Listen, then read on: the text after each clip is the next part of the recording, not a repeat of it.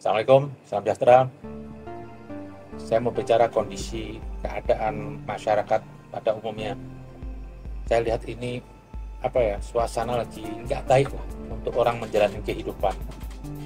Dimana sulitnya kerja, berarti kalau udah sulit kerja itu ekonominya bagaimana? Buat hidup bagaimana?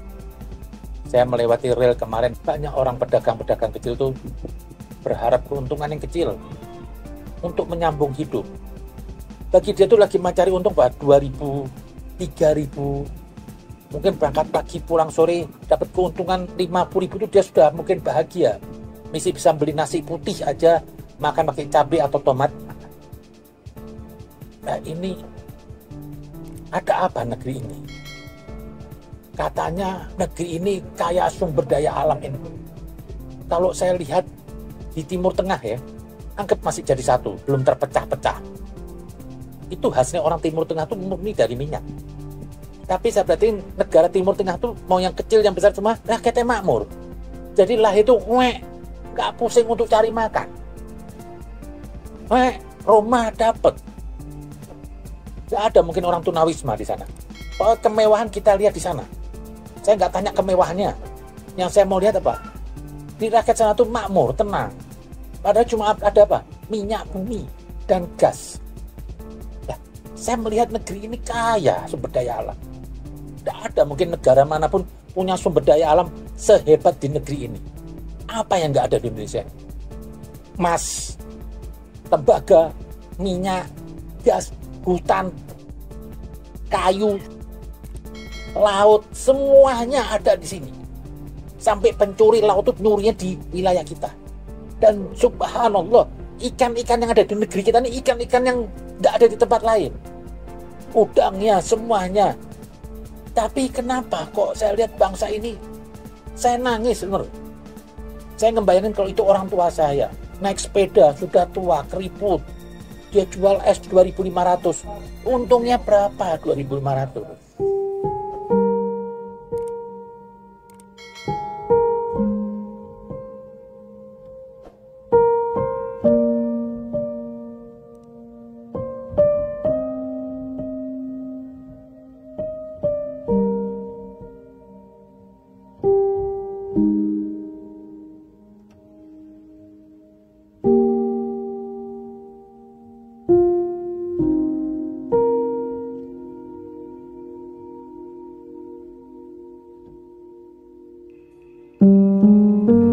Sementara kalau menurut di undang-undang itu kan sumber daya alam itu harus diolah oleh negara kembali kepada untuk rakyat.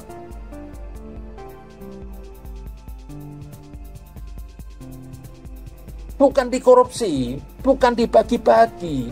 Tapi yang saya bingung sekarang hasil tambang ini maaf, satu bidang usaha kemarin nikel itu bisa korupsi sampai dihitung katanya 300 triliun.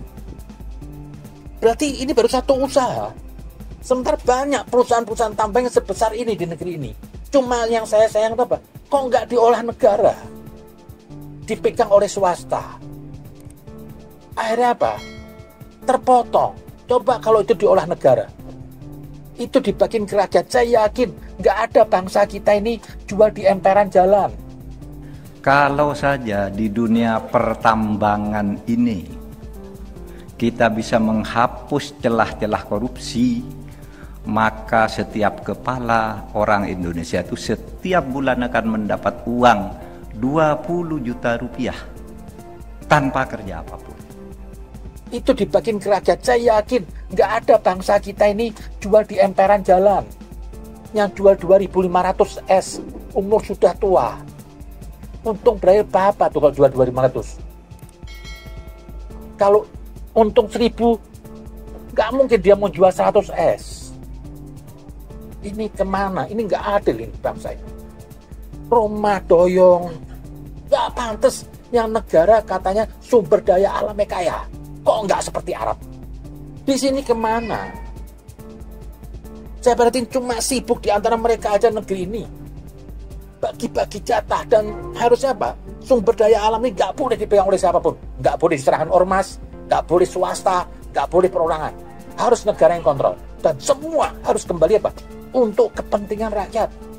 Jadi semua hasil sumber daya alam kalau untuk kepentingan rakyat, demi Tuhan saya bilang, nggak ada di sini orang yang nggak punya rumah, yang tinggal di bawah jembatan, yang tadi bapak tua saya lihat naik sepeda, yang harusnya dia duduk istirahat. Ini dosa berjamaah ini. Itu hak rakyat. Agama juga melarang loh masalah. Emang hasil bumi itu harus kembali kepada rakyat. Kalau andaikan rapi, saya yakin sekolahan gratis, makan bergizi, perumahan bagus, semuanya dan cukup. Tapi sekarang duit hanya dipegang oleh segelintir orang. Makanya kemarin 300 triliun. Ini berapa banyak negara nih? Akhirnya negeri ini miskin, nggak punya duit. Yang punya duit apa? Swastanya. Lah swasta duitnya apa? Dibawa ke luar negeri. Karena ketakutan duit di sini nanti banyak ketahuan, gimana mau cuci duit susah, akhirnya ke luar negeri. Lah ini kan sesama mereka ini semua, lihat. Karena orang kaya berkumpul dengan orang kaya. Tapi akhirnya apa? Saya lihat pejabat di negeri ini apa? Sudah nggak lihat lagi orang miskin ini. Nggak punya rasa kesian. Kok bisa hidup mewah-mewah, seneng-seneng. Saya dukung kerja pemerintah selama itu untuk bangun.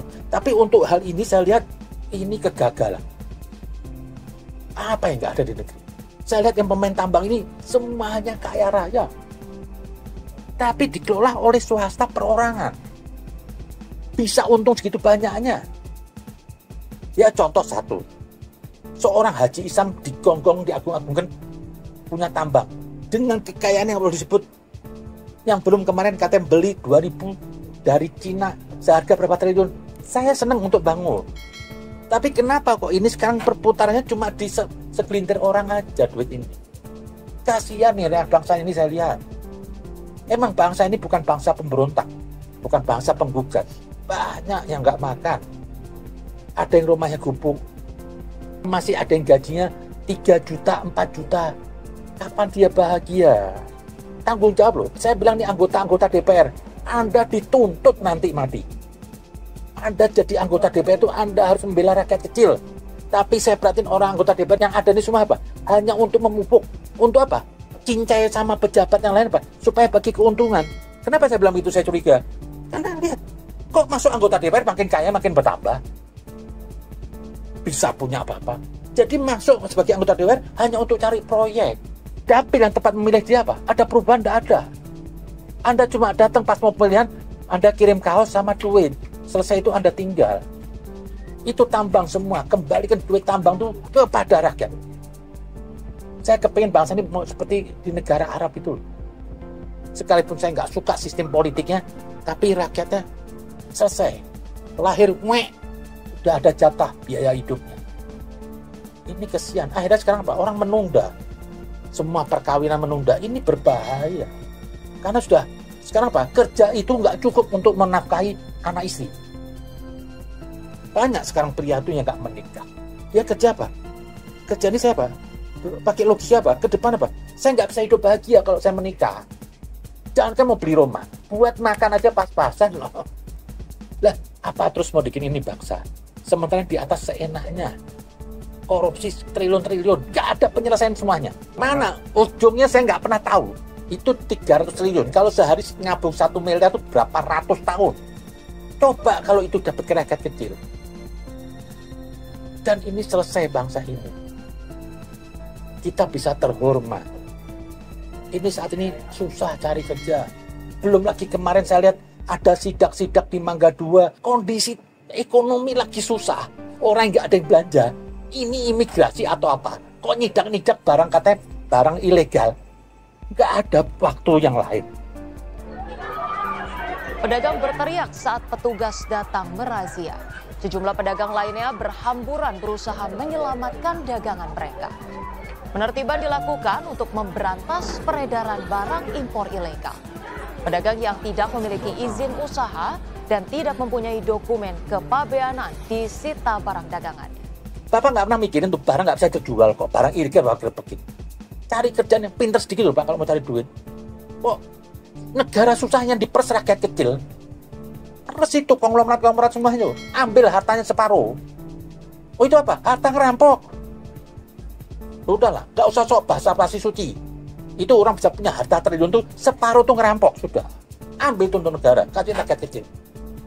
Gila kan di negeri ini, masa ada seorang punya harta sampai 1.000 triliun? Ini apa? Ini ketidakadilan, ini kebiadaban ini. Sudah nggak ada pembelaan sama sekali. Yang itu tadi saya bilang, kok sempet-sempet di bulan orang lagi susah menjual barang susah, digerebek ilegal. Salah.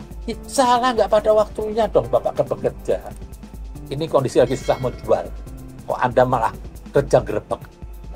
Lah, kalau mau diusut lagi, salah Anda itu masuk batu gerebek, berarti apa? Itu biaya juga tuh kemarin nggak ada yang kerja. Itu bukti negeri ini apa? Amburadul. Harusnya apa? Itu barang nggak bisa masuk. Harusnya yang Anda gerebek apa? Pecat tuh semua biaya cukai. Kok barang bisa masuk? Yang di pasar Tanah Abang nggak ada salahnya. Oh itu barang curian, berarti ada yang mencuri sana. Pemerintah juga yang mencuri berarti kan? Kok saya perhatiin negara ini sekarang kalap yang jadi kambing perah apa? Rakyat kecil. Kemarin Tapera kek, ini kek. Mungkin di mata bapak orang kaya itu, uang 100.000 nggak berharga. Tapi di mata orang-orang kecil, 100.000 tuh belum tentu kerja seminggu bisa nabung 100.000. Tolonglah pemerintah. Ini diurus tambang ini, kembalikan ke rakyat. Jangan sudah dikasih ke swasta, dikorupsi oleh pejabat. Rakyat nggak dapat apa-apa. Bangga, hilirisasi. Apa sih? Kok belum ada yang ngerasain rakyat sama sekali? Dari hilirisasi apa ini semuanya? Padahal kan tambang cuma ngeruk jual. Jadi serba salah, saya bingung negeri ini apa sih mau diurut? Bagaimana membenarkannya? Kasian lah rakyat kecil Pak. Saya ini cuma tiap hari saya jalan ke warung ke pinggir-pinggir Kalimas, saya beli. Mereka tuh 10.000, 20.000 tuh mereka berharap keuntungan dia bisa menyambung hidup. Saya bisa aja mau beli ke toko supermarket, tapi saya nggak mau. Saya cari itu. Terkadang ada sayur yang sudah basi, saya beli. Karena sudah sore, masa dia harus buang ke sampah? Nggak apa-apa, saya beli. Kalau emang saya nggak bisa makan, saya kasih ayam kalau basi. Tapi kan mereka tuh berharga. Saya sedih kemarin lihat ada bapak tua, sudah kelisut mukanya. Jual es 2.500. Untungnya berapa? 2.500. Itu jualnya. Modalnya. Kapan dia bisa hidup berbahagia? Masa kita punya saudara sebangsa harus mati dalam keadaan sedih, susah, miring, beban, mikir, untuk makan susah. Paling dia makan cuma nasi putih, pakai kecap. Ini nggak adil. Ini berdosa semuanya di atas. Tuh anggota DPR semua, Anda berdosa semuanya. Dan pejabat semuanya, Anda bertanggung jawab. Kalau sampai ada yang satu kelaparan, sampai dia mati, terkutuk ini semua. Ya kalau saya mau menukil ada satu kisah di zaman Nabi itu, Ali bin Abi Thalib itu. Jadi di setiap rumah janda itu orang susah tiap hari. Itu dulu masih belum ada Arab loh. Namanya Arab apa sih? Sumber daya alamnya cuma korma. Itu dia kiterin tiap malam di depan rumahnya ada itu. Ada gandum semua itu. Setiap orang nggak ada yang tabur, siapa yang ngasih? Setelah meninggal nih Khalifah Ali bin Abi Thalib, ternyata besok berhenti. Bayangkan seorang khalifahnya yang membantu, nggak pernah ngasih tahu. Pas waktu dimandiin, di sini semua hitam kulitnya.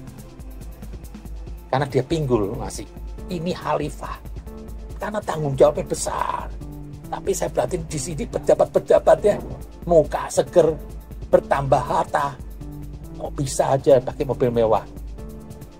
Pada suatu saat Ali bin Abi Thalib mendatangi satu orang pejabat bangun rumah mewah. Dan Ali bin Abi Thalib, Pak, Anda ini seperti koin yang menonjol. Apa?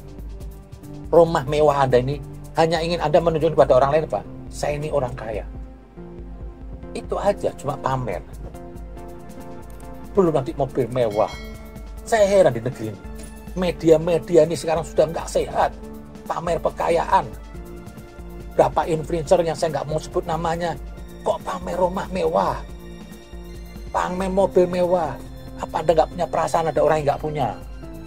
Saya tuh, bagi saya orang kok pamer kekayaan itu ketololan tingkat tinggi sudah. Itu bukti kekanak-kanakan. Seperti anak kecil punya pameran main-mainan, mau main ke tetangganya ngasih tahu, gue punya mainan, tapi orang lain nggak boleh megang. Apa? Supaya kepengin. Apa sih pamer kekayaan? Hindarkan pesta-pesta, hindarin pamer makan. Itu aib dulu di agama, kita pamer makan. Duduk kita pamer makan, banyak orang yang nggak makan. Di negeri ini, hindarin itu Pak. Itu sepele tapi itu menyentuh orang yang nggak punya. Jangan pamer lah. Saya yakin ini negeri ini pasti lebih baik. Asal kita mau bersama. Kita sedang bangsa Indonesia. Banyak orang yang susah, itu aja Pak. Itu saudara kita semua. Coba itu bayangkan kalau itu anak Bapak. Dan jangan berpikir loh, keluarga kita nggak ada yang begitu.